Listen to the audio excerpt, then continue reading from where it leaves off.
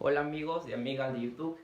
En esta oportunidad vamos a desarrollar un ejercicio de dinámica de un sistema de partículas. El ejercicio nos dice, imaginemos que en una zona de prueba de una compañía de armamento se está llevando a cabo un experimento con un proyectil. El proyectil se dispara con una velocidad inicial de 200 metros por segundo en un ángulo de elevación de 30 grados.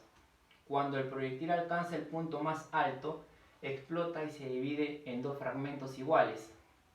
Uno de ellos cae verticalmente y nos piden calcular a qué distancia del punto de lanzamiento caerá el segundo fragmento, si sale disparado horizontalmente, y uno de ellos cae verticalmente con velocidad inicial igual a 0. Bueno, para resolver el ejercicio, lo que haremos primero es poner los datos que nos proponen. Como datos tenemos que la velocidad inicial es 200 metros por segundo. También tenemos el ángulo de elevación que nos dan, que es de 30 grados. Una vez que hemos determinado los datos, vamos a hacer la representación gráfica. En el ejercicio simplemente nos propone la forma verbal. Lo que hemos hecho es plasmarla en esta representación gráfica. Nos dicen que un proyectil sale disparado con un cierto ángulo de elevación. Entonces, imaginemos que no hubiera pasado la explosión. Simplemente podemos decir, esta línea recta, esta trayectoria verde, hubiera seguido, ¿no?, el proyectil. Pero como pasó la explosión, va a seguir la trayectoria negra. Llamémosle a una partícula de masa 1 que va a caer por esta parte, y es justamente lo que nos piden, toda esta distancia desde el punto que se lanzó el proyectil hasta el punto donde cayó. Y llamémosle pues a la otra partícula una masa 2, que es la que cae verticalmente hasta una distancia x1 del punto de lanzamiento del proyectil. Ahora es importante poner ahora como dato que la masa 1 es igual a la masa 2, y ello le vamos a llamar una masa m, ya que nos dice que explota y se divide en dos fragmentos iguales, nos dice. Por ello ponemos ese dato, nos dice en dos fragmentos iguales. Ahora lo que haremos es revisar por esta parte y darnos cuenta que si analizamos el ejercicio en el eje X, podemos decir que la cantidad de movimiento se conserva, o sea que es constante. Pero podríamos decir eso en el eje Y. Sabemos que para que se conserve la cantidad de movimiento, las fuerzas tanto internas como externas deben dar 0. Pero si nos damos cuenta, en el eje Y va a haber una cierta fuerza que está en cada partícula, ¿no?, que se va hacia el centro de la Tierra, que es la masa por la gravedad. En este caso en la dirección menos J, ya que está yendo hacia abajo. Es por ello que como hay una fuerza en el eje Y, no podemos decir que en el eje Y se conserva la energía, pero sí en el eje X. Si nos damos cuenta, si suponemos que no sucedió la explosión, el centro de masa es en este punto. Pero como se dio la explosión, pues el centro de masa, tanto para el que cae de forma vertical y el de forma parabólica, van a tener un centro de masa. ¿Qué quiere decir esto? Que el centro de masa no mira a la explosión, o sea que en el eje X normal el centro de masa va a ser el mismo. Es por ello que podemos decir que por esta parte, a ver por acá, que la posición de centro de masa de ambas partículas, o sea de M1 y de M2, va a ser igual a la posición del centro de masa del tiro parabólico.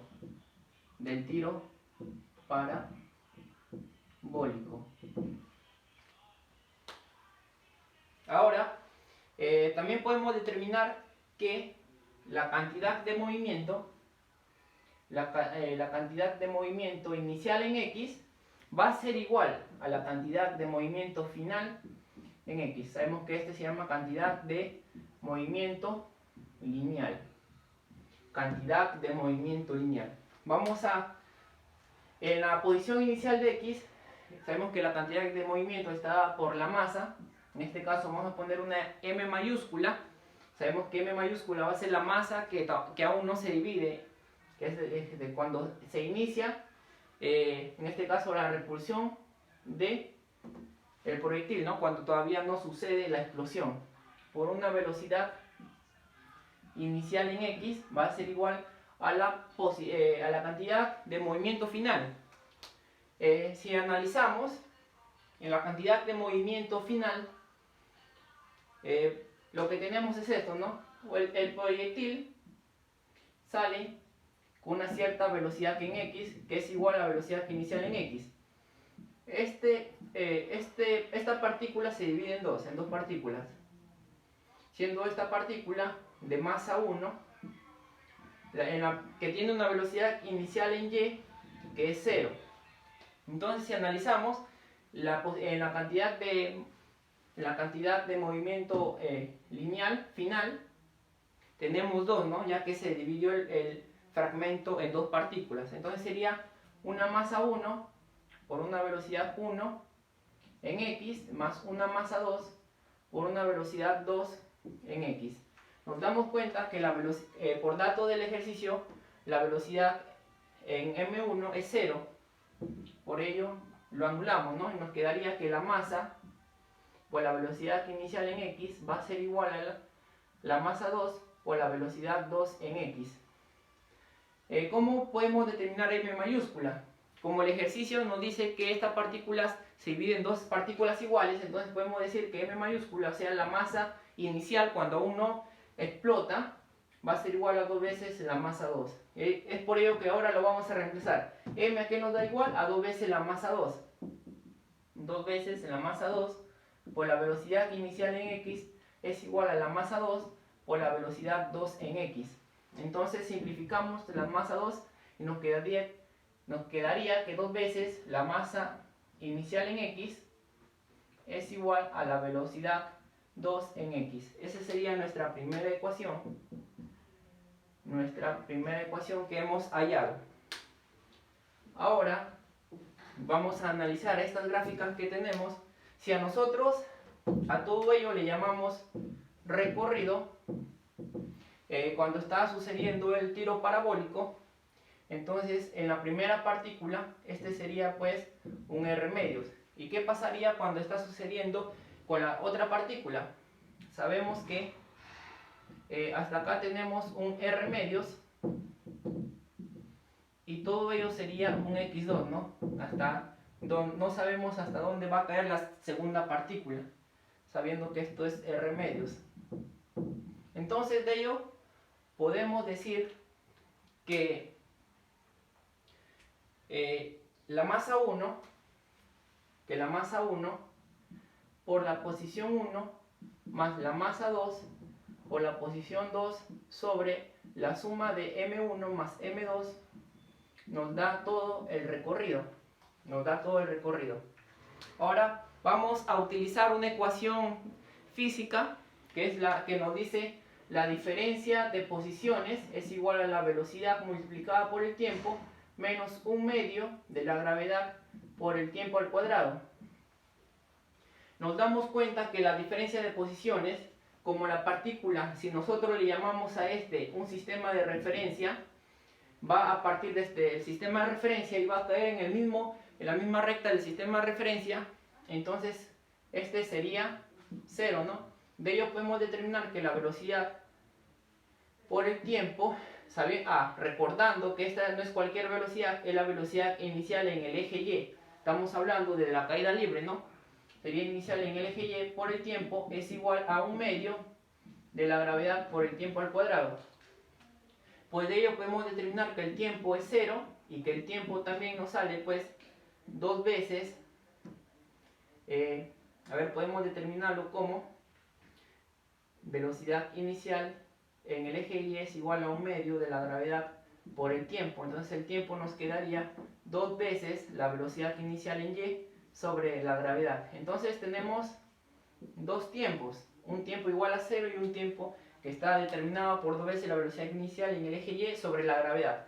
El tiempo igual a 0 es cuando empieza el recorrido, entonces el otro tiempo es cuando ya se encuentra en el punto final. Entonces vamos a poner a este como dato también, entonces hemos determinado que el tiempo es igual a 2 veces la velocidad inicial en Y dividido entre la gravedad, y le llamaremos una ecuación 2.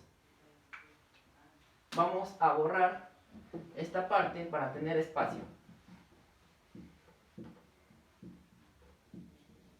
Ahora vamos a analizar en el eje horizontal.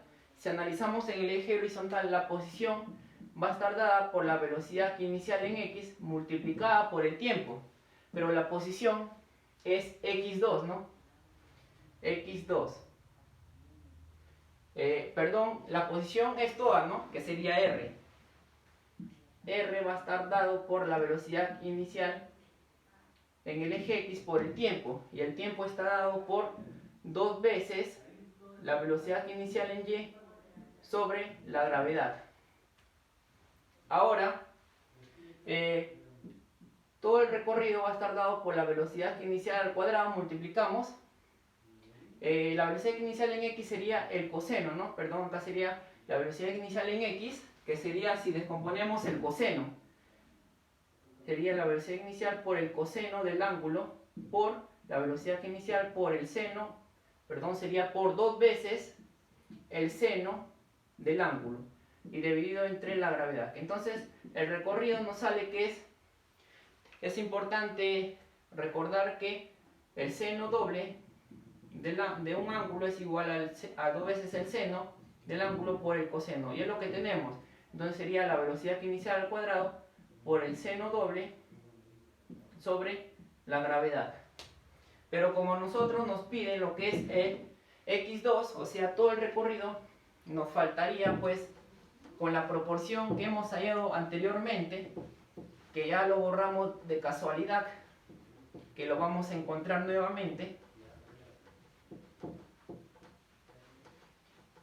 Nosotros dijimos que la masa 1 por la posición 1 más la masa 2 por la posición 2 sobre la masa 1 más la masa 2 es igual a recorrido. Entonces de ello podemos decir que X1 es igual a R medios, ¿no? Por la gráfica que teníamos, y también sabiendo que M1 es igual a M2 y es igual a M, M1 nada más lo podemos determinar por M multiplicado por X1, que es R medios, ¿no?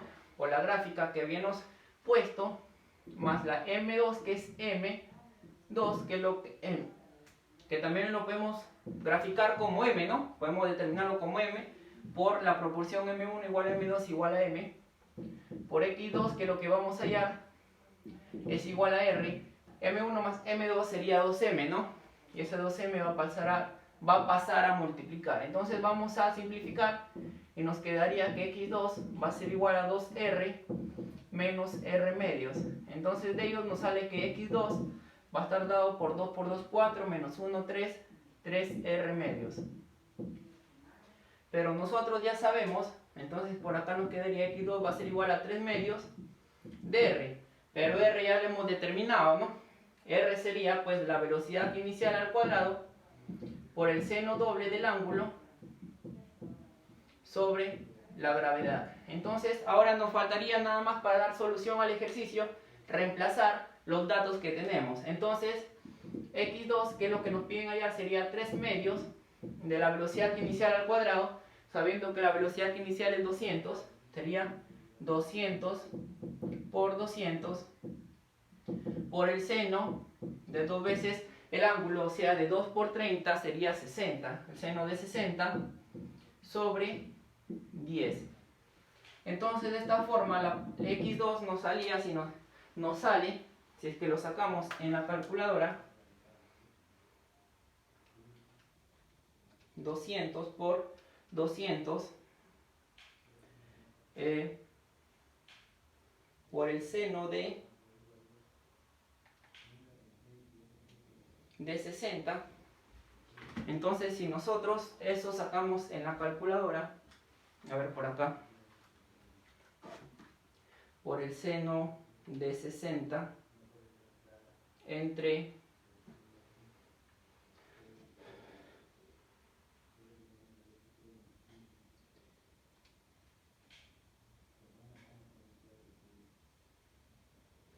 Pero vamos a tratar de simplificarlo, sería pues 3 por 200 por 200 por el seno de 60. ¿Cuánto es el seno de 60? El seno de 60 es raíz de 3 sobre 2. Este 2 lo vamos a poner como denominador. 10 por 2, 20 por 2, 40 sería. Entonces eso es lo que vamos a sacar en la calculadora, que sería